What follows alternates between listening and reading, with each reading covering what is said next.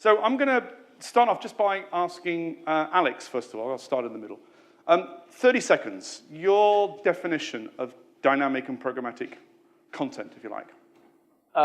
Okay, so dynamic content for me isn't about movement, it's about data-driven contextual content. So examples that Justin was showing around weather reactive content, flight data reactive, that sort of thing, that's dynamic content. Okay. Now, you were probably one of the pioneers of this when you were set up and you got purchased by Dynamic. But Neil, you've been doing it for a long time as well, and you've recently launched a spin-off business, which is similar, some of the workflow stuff, which we'll probably get into a little bit. Your definition very quickly as well. Is it the same? It's the same, yeah. Data-driven, somehow generating your creative according to triggers or conditions or feeds. So, yeah, very much the same. And Andrew? Mine's exactly the same, yeah, of course it is. Okay. It's all about triggers, but I hate the word dynamic. You hate the word dynamic? Hate it. Okay. Any reason why? Because it does us no favours at all. It will lead on to probably answer your last question. Okay. We've got some nice examples of their work a little bit later on as well. So, Alex, you were going to talk to us about the amount of dynamic. So tell us about the numbers in the dynamic, because you say that Decaux, 4% of Decaux's adverts are currently dynamic. Is that correct? It's around about that. 4% of the digital ads, not everything, but 4% of digital that JCDecaux puts out in the UK is dynamic, data-driven. So if you look behind you, because you haven't got a slide in front of you, you can see the little 4% block. So for a creative company, it's a good graphic. So yeah, and the reason we created our division was because of this, because this isn't enough.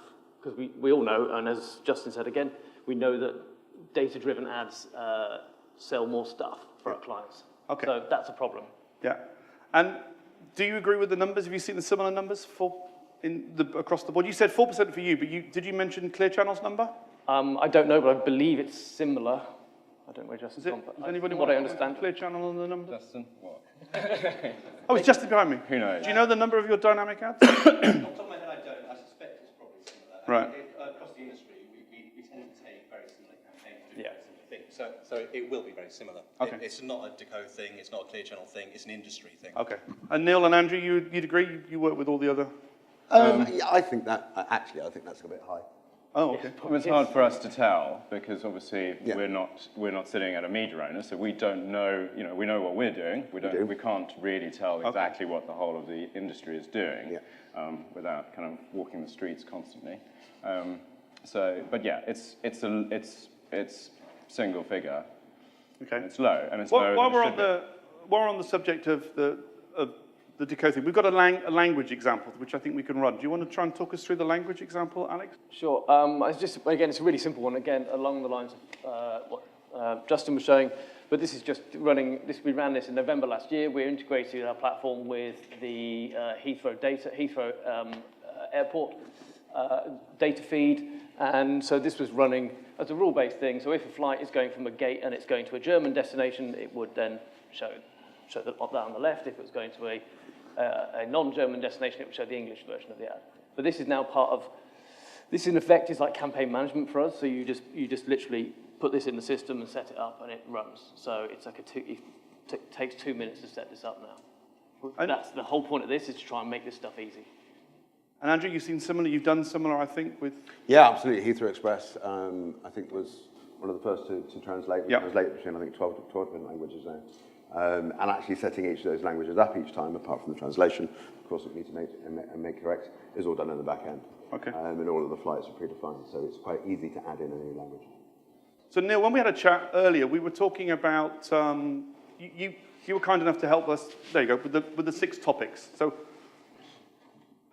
you were kind enough to help us with understanding what the hot topics before we put the session together. Just take us through the effectiveness one to start with. I think you've got a well, I suppose, one of the issues with, apart from Andrew not liking the name, with Dynamic is that it's going to require a budget that might not be there. There's going to be some investment required beyond delivering a bunch of JPEGs, and so there has to be a reason why an advertiser should put that investment in. So.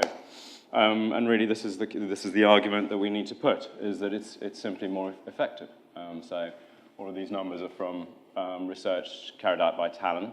So talk to Nick Mordaunt if you want to know more about that. But it's clearly more effective to use contextual messaging, advertising, and that's the answer to, well, why am I going to spend, hopefully not too much money, but it's going to be there's a longer lead time, it's going to be a more involved project, and there is going to be investment above what one might normally have to deliver. So effectiveness is the answer to that, and that's the story that we have to tell.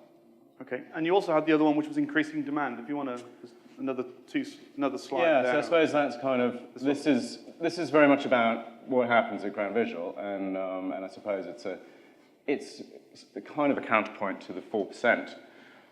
Is that we are seeing an increasing demand. So at Grand Visual, we last year a 66% increase in terms of briefs, dynamic briefs that we are answering, and in terms of actual conversion and delivery, there's a 13% increase year on year. So there is definitely growth there. There is movement. I mean, obviously we're very specific, and obviously talk to any three of us, and we all are seeing, I'm sure, an increase in the actual activity. Right. Does this fit into what Justin was talking about with people like B&Q?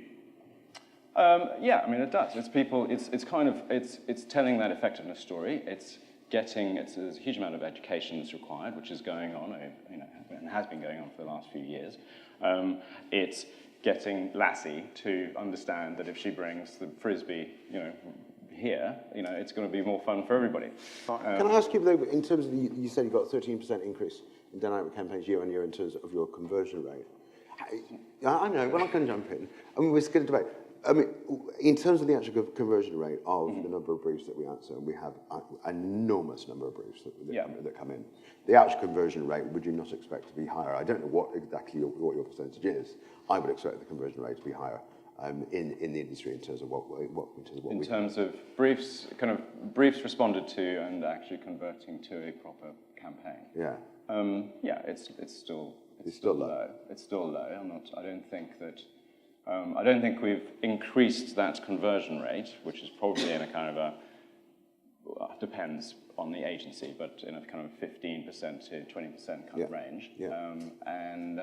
But we are seeing more dynamic briefs. Yes. So therefore, kind of with the same conversion rate, we're getting more dynamic. Projects away. I think there's a kind of it's been an educational process. And what you do see is that we do see return advertisers. Mm-hmm. So I think that's we have talked about this before here, is that you see that McDonald's are coming back and doing the same stuff. Yep. Sky are doing the same stuff. So they've tried it once, they've dipped their toes, and they come back because it worked. Yep.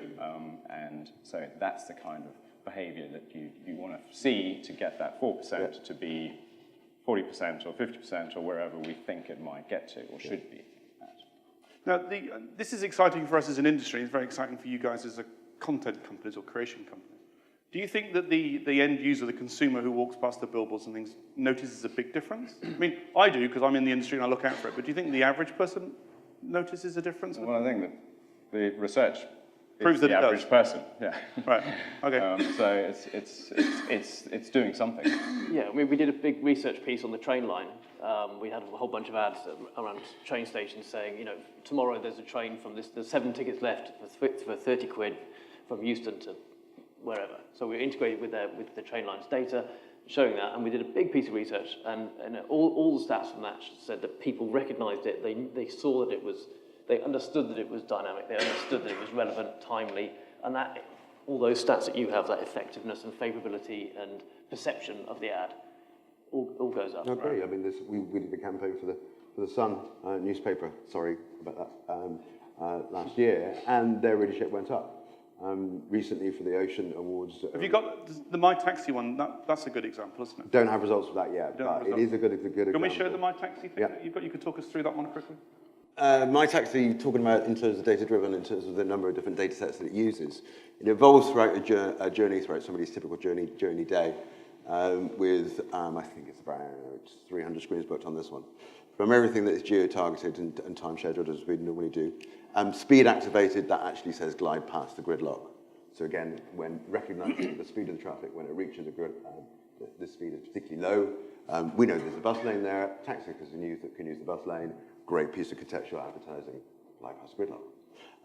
And again, in terms of using specific advertising. How did the speed one work? Was that similar to the one that Cisco had in North America? I can't say how. No? That's very confidential. You told us magic. Cisco one, Steve, didn't you? There was one in North America which Cisco did. I think it was Cisco one-off, but this is in Silicon Valley, of course. And they monitored the traffic flow, and then it ticker taped the words across the screen. And of course, the faster the traffic flow, the slower it went. And then the last slide looks at, we actually replicated an actual physical map in terms of where are the free taxis. So every single screen on the LDN network mainly revealed truly the live available taxis around that area, which is very, very difficult, quite very difficult to do. But all of that was based around a lot of decision making around the hierarchy. And what is the hierarchy process for the client to make sure that you make this whole campaign as sticky as possible. Mm-hmm. Now, they're obviously fun to work on. Who do you need to persuade to actually put them into practice? Is it when you get the brief, or is it the media owner, or where's the stumbling block, perhaps, is what I'm asking, to do more of them? From my point of view, it's creative agencies. So it's getting creative directors and creative teams who come out of, uni or whatever, desperate to do a TV ad. That's all they want to do still, even though we're in the digital world and have been for 20 years. Yeah. They're still desperate to just do a TV ad and create Flat Eric again, or Guinness ads. So, but it's getting those guys to understand that actually there's a whole load of possibilities, and they can win awards for it, and they can come out of Cannes with a lion and whatever else. And for me, that's really the point. And when we get close to them, and when we actually spend time working with them, as you guys I'm sure do, that's when the stuff really works, because you actually show them the possibilities of what we can do on the screen, talk them through the systems, the platforms, whatever, and then give them some examples, and away they go. They love it. I agree with you. In terms of actually educating creative agencies and getting them creatively excited about the opportunities and the possibilities of using data-driven content, didn't use the word dynamic, is also, you can also get rid of that. There's this belief that doing anything that's data-driven is going to be painful. Yeah. It's going to just hurt. And honestly, because I'm not making a TV advert, can I be bothered to actually apply my time and investment into that? So reducing that time investment from them, explaining to them how easy it is to actually commission a campaign like this is, for me, the biggest thing that I can do to make sure that we can convert more. And Neil, you agree? Yeah, I think absolutely. The timing. What are the hurdles? Often it's that there just is not enough time. Before the live date to really do the work that does need to be done. Decisions do not get made in time to do that. Where does that work need to be done? Quite often it's at the creative agency, so absolutely I agree with that. And we've got a campaign that's it's about to go in the States. I looked back yesterday, we started talking to the creative agency 117 days ago, and they still have not delivered the creative assets. And that's a real problem for all of us. So we have to try and get them on board. And as Andrew says, you end up actually kind of setting out, you're giving people tools. So like, here's a matrix. Okay, here are your data sets.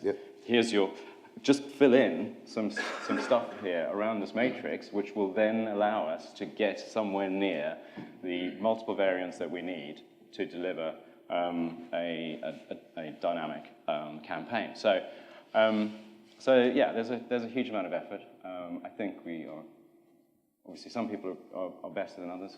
We're kind of getting there. I think you agree. I mean, this was delivered in 3 weeks, which was crazy. I mean, it was.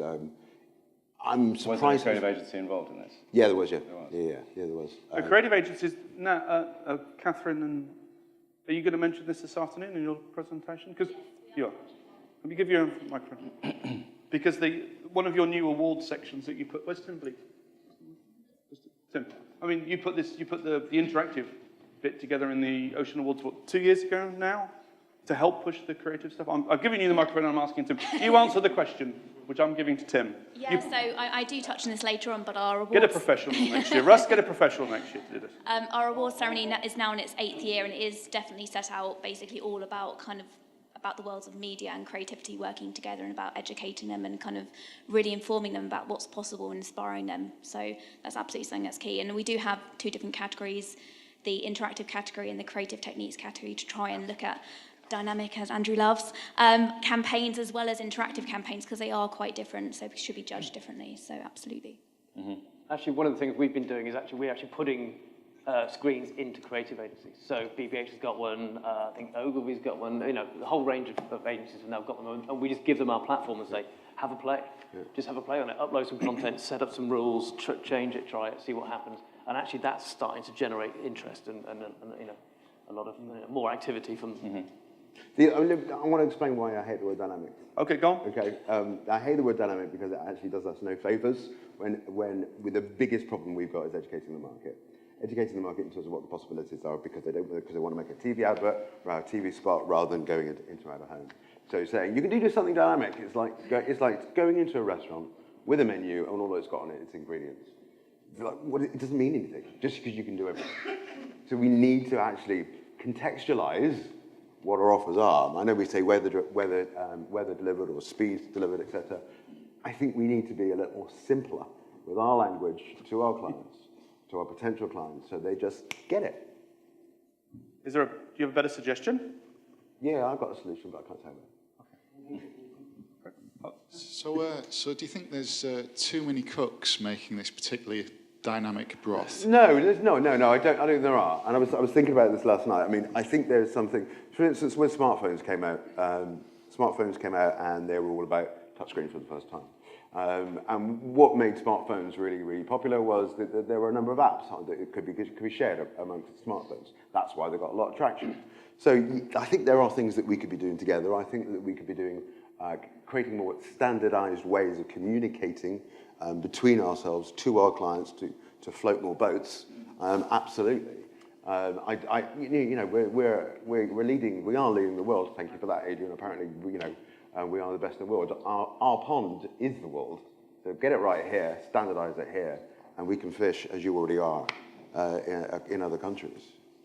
The dynamic thing is actually, I take as a wrapper for multiple things. I saw something on your, I nearly saw something on your slide, but my neck nearly snapped. Which was about contextual. I think you said smart linear or something. Yeah. So we should standardise these terms. Yeah. But so we talk of contextual linear is the example of that German ad at the airport, which is just 2 videos, which are linear videos. That in the old school, it's just linear ads, 5 seconds, 10 seconds, whatever, and then the system is the brains that knows when to swap it out based on whatever the data is.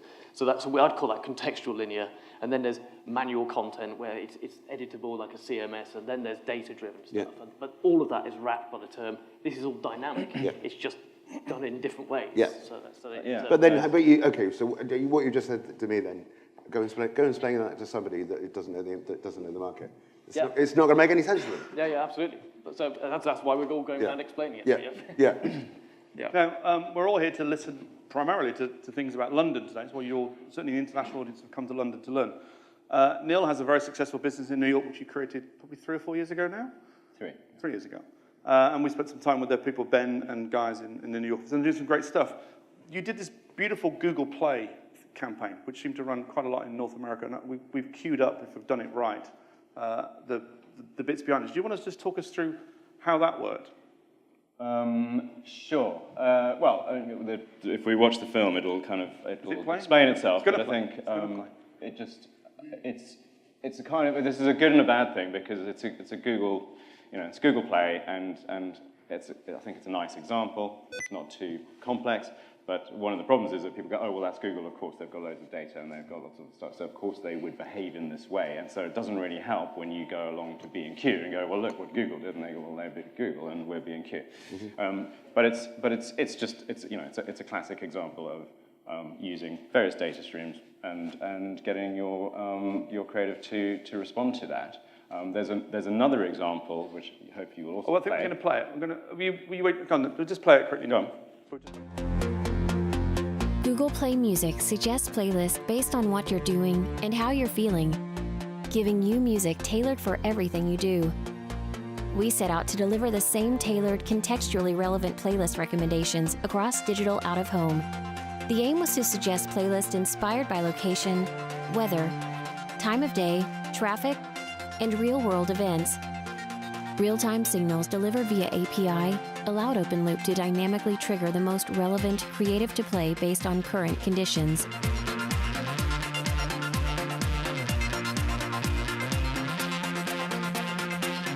OpenLoop managed the delivery across multiple media networks and formats to premium locations across Chicago, Miami, Philadelphia, and Atlanta. The campaign was monitored through the PlayTrack dashboard, with playout reports presenting the results in a meaningful and easy-to-understand format. Google Play Music is the first multi-layer contextual campaign to run across multiple media vendors and markets in the United States.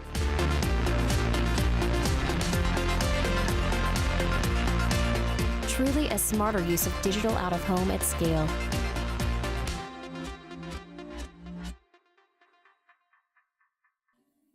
That's nice.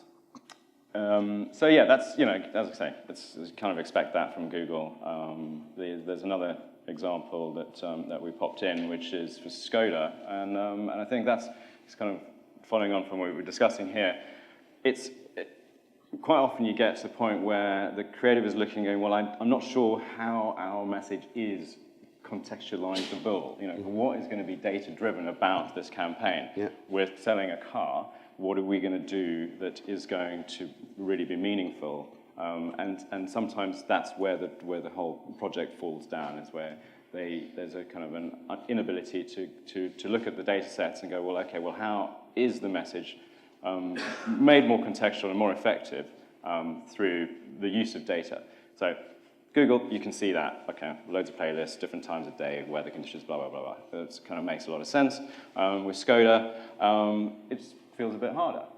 But actually this was really simple, and it was just, okay, well, you know, you're in your car, you're going to be taking a journey, and they chose specific destinations and then used traffic and weather data to say how long it would take you to get to wherever that great destination is. So if you know, if the guys can play it, it's a different version of the same thing, but a brand that you might have gone, well, actually, I don't really know what you would do to contextualize this campaign.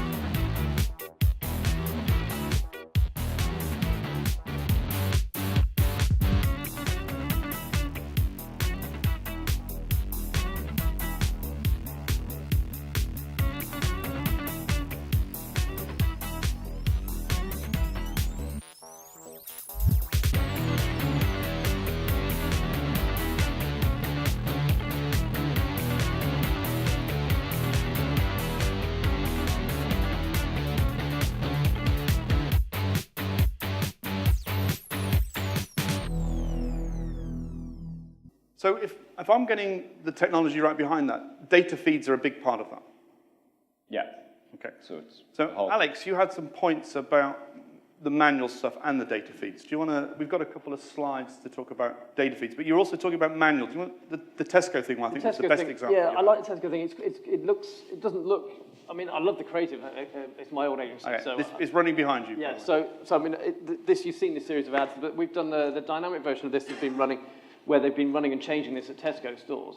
So the agency, the creative agency, BBH, is logging into our platform, and they are changing this as and when they want. So if the latest recipe is late being signed off by the client, that's not a problem anymore, because they'll just run this for an extra day. It's up to them. So they can swap this whenever they want. They can change the copy. They can put a video in the background. They can put an image in the background. And then also they can position the text. So they can actually, because each creative image or video is different, where the food is and where the face is of the person, so they have to position that text So what we have for them is basically a content management system, and they can control that and change it whenever they want. So it doesn't look very exciting, but in terms of getting these agencies on board and giving them the control that we're talking about, and I think Justin again touched on this, just giving them this facility.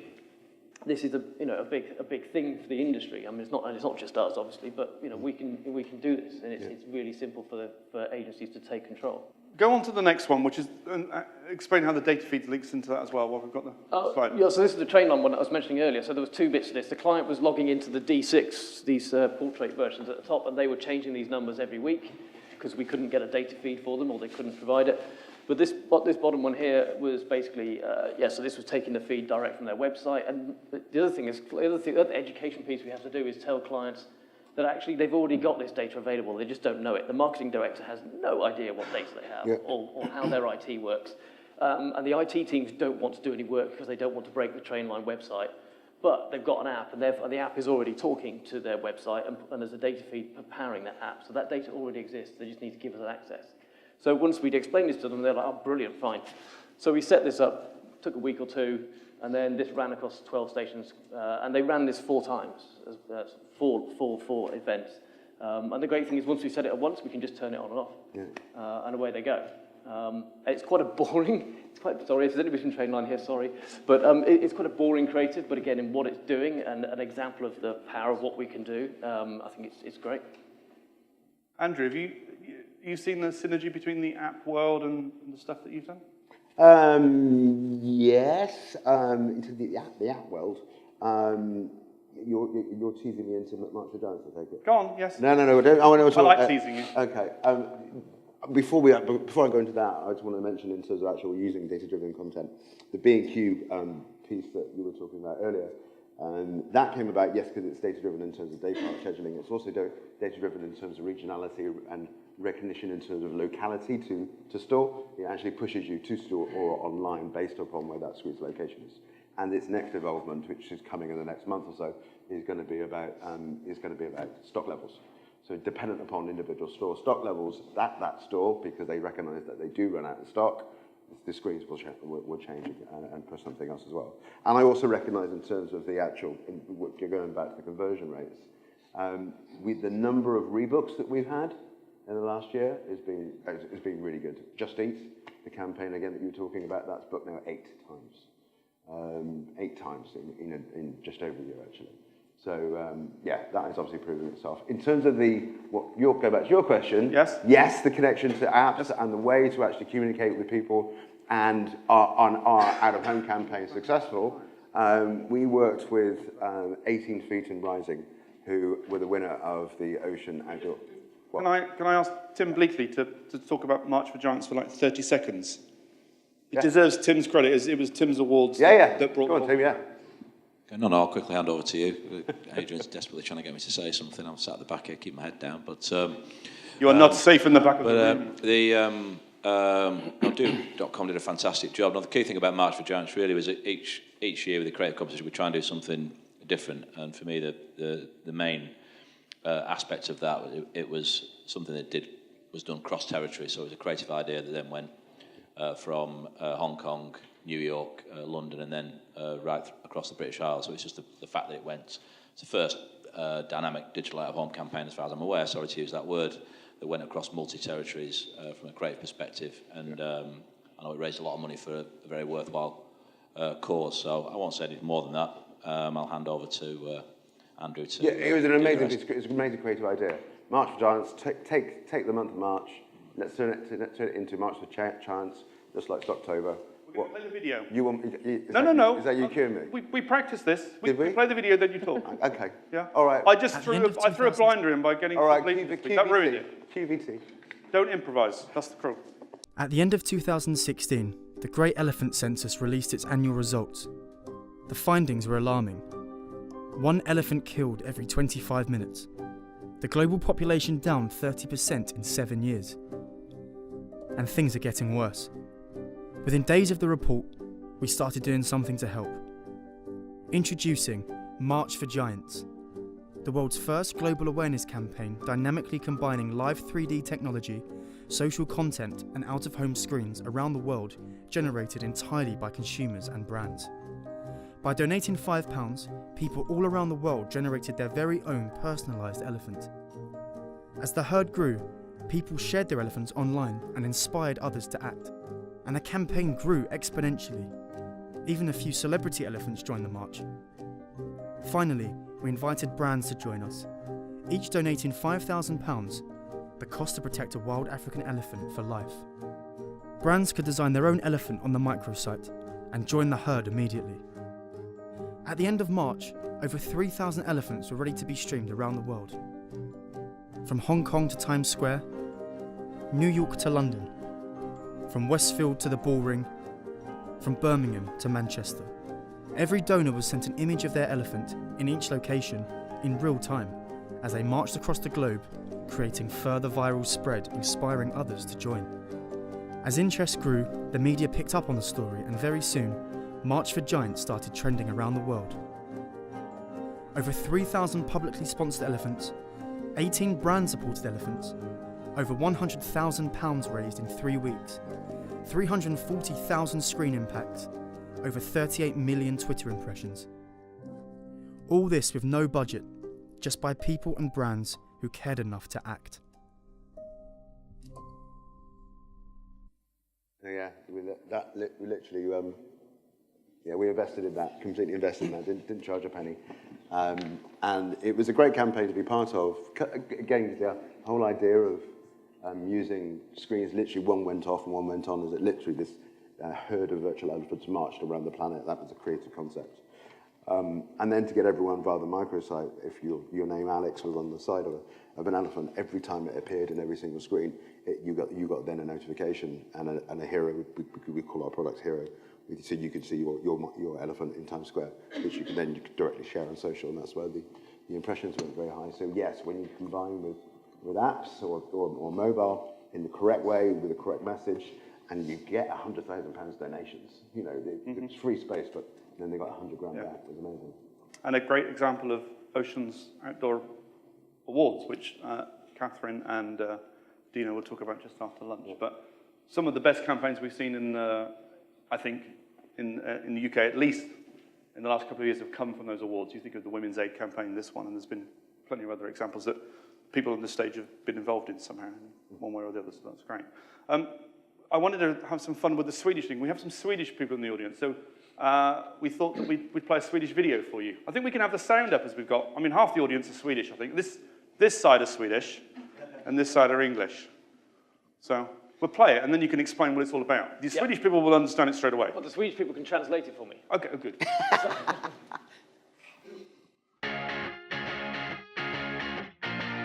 Nu börjar 16 lags resa mot nästa SM-guld i fotboll.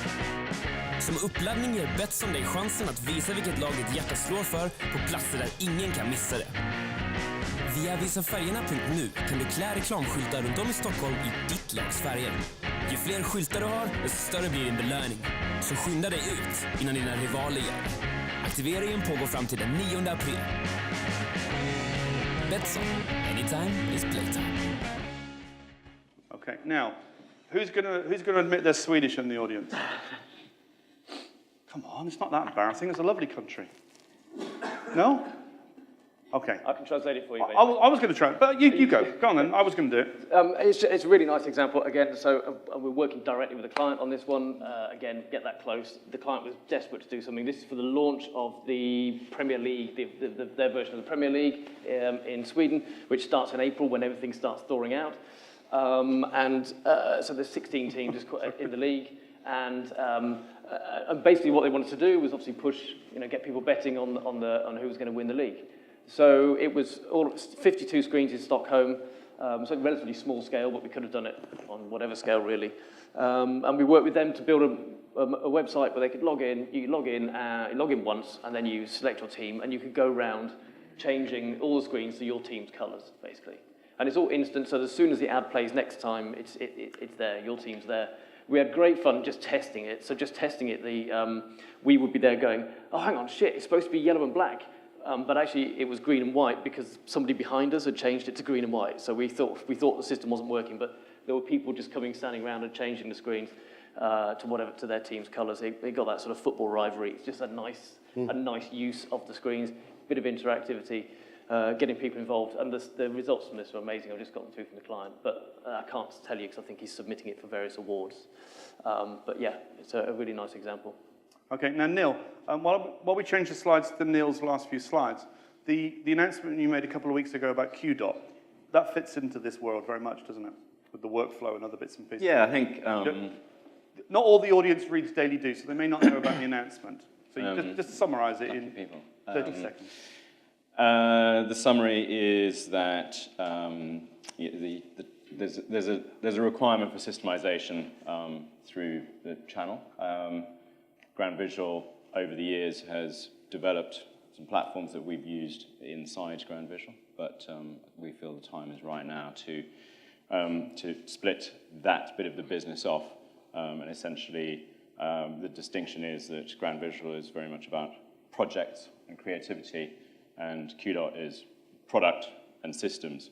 So we've already got, obviously, OpenLoop and FileDrive have been operating in the market for a number of years, and that's the kind of, this is stuff that people should be able to, agencies should be able to use with support. But it's not about what we do at Grand Visual in terms of delivering specific projects with creativity. That's the difference. I think that it's, kind of, Justin talked earlier about technology within his business, and I suppose I think there is a big conversation to be had around how that interfaces with an ecosystem. Do we believe there should be, or will be an ecosystem of multiple players? Tim, you're sort of saying, are there too many cooks? I don't think there are too many cooks. There are the cooks that are needed. But are we ready to behave in that way? So this is a kind of very sort of simplistic diagram of what the kind of market kind of is, I suppose. Sorry, I was going to say, I like your term smart linear. Is that something that Andrew could be happy with instead of dynamic? If you go to the next slide, Andrew. No, this is really about, this is more to a point of kind of a baby steps type stuff. Okay, well, dynamic or whatever we want to call it, contextual, but, But this was a campaign for TSB. There are different ways of approaching that. Yeah. I could just render out 120 variations of the creative that is location specific and work with the media owner to schedule it ahead of time so that it just plays out in the right way. Day parted by city. Okay, so it's already working a lot harder than a single piece of creative across all of these cities across the entire 24 hours of the day.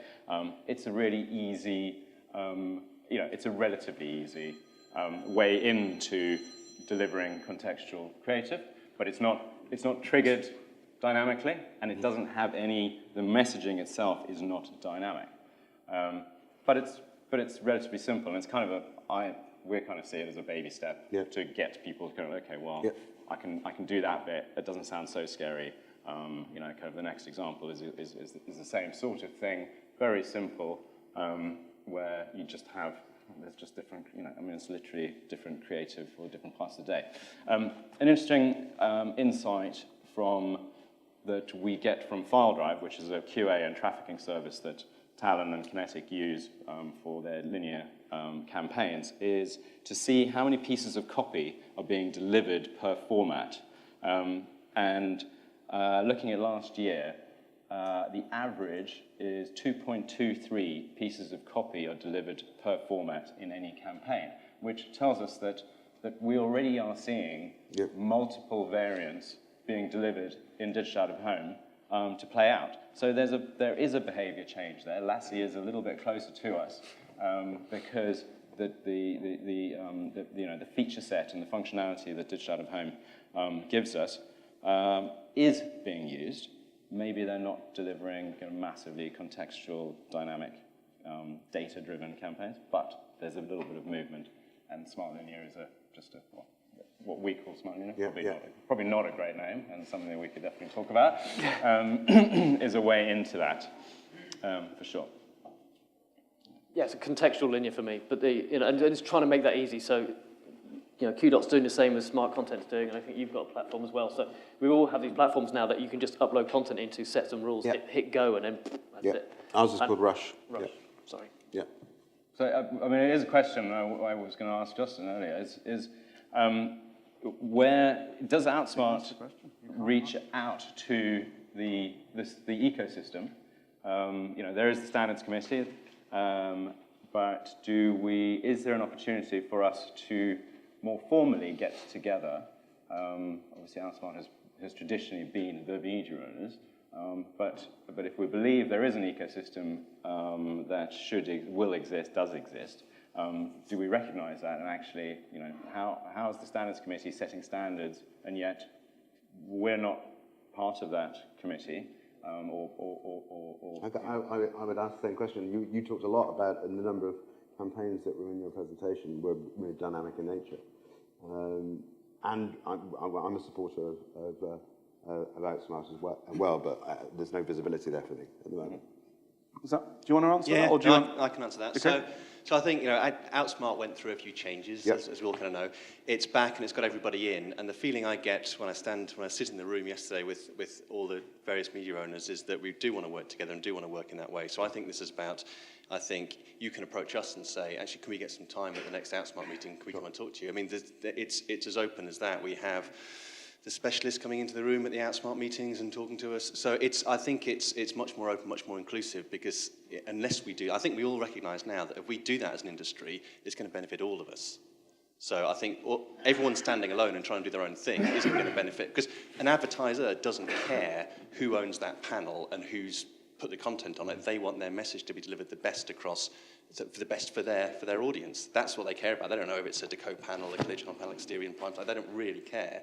But what they do care about is being able to deliver it easily. And to your point, if they end up, it's too much of a headache because it's too difficult, then they're just going to go away and not do it. So I think that's where it's incumbent on us to do that. So I think if you want to come and talk to Outsmart, I'm sure Naren and Tim would say the same thing. I think it's an open door. Well, I think we shouldn't forget there's a lot of focus on the transactional element, of course, because that is clearly very important within the market. But there is also that executional delivery, implementation element, and there's a lot of disappointment potential there, and we want to very much avoid that. So that's, I think, as a discussion we should be raising the priorities on. Okay, thank you very much. Well, panelists, I want to thank you. So I'm not going to try and sum up because it's far too complex for me to understand most of that. But you don't like the word dynamic. Justin doesn't like the word programmatic because it's really automation. I think Mungo here is chairing our programmatic buying workshop tomorrow. Neil, yourself and another colleague of yours are from with your QDOT hat on, are at the programmatic buying workshop tomorrow as well with Speckle. I saw Tom in the room there somewhere as well. So there's a workshop tomorrow afternoon. Ask Mungo for details on that one. But I'd like to thank you all for a fascinating panel discussion, and they're available for the rest of the day to talk to you more. Oh, you got a question? No. Not to you. No, go on. Okay, one question, because we have a coffee break. Sorry, this is Sheldon Silverman. He's all the way from the USA. Trumpland, as we call it. I'll be very quick, but Andrew, Alex, and Neil brought up kind of the triumvirate of what causes friction for our industry within the ad marketplace. It's kind of that three legs of the ecosystem, the fact that creatives, as you said, really want to create for TV. That's what they want to focus on. And then kind of the language and how we're speaking to the media agencies and the agencies themselves.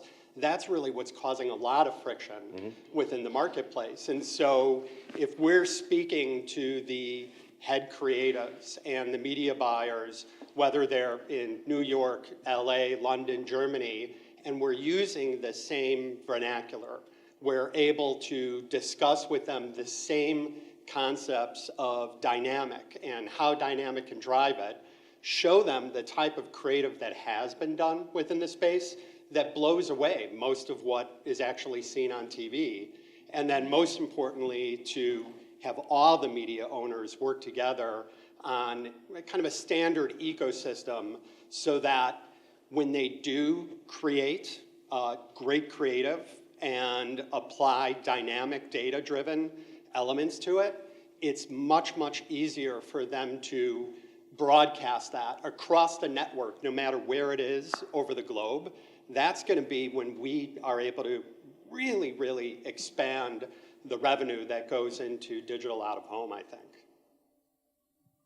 So that wasn't a question. No, that was a statement. Let me just say, Sheldon sits on the Digital Signage Federation Ad Council, which is why he does, which is it's a slightly American organisation, but there's a dear stuff here. Guys, thank you very much indeed.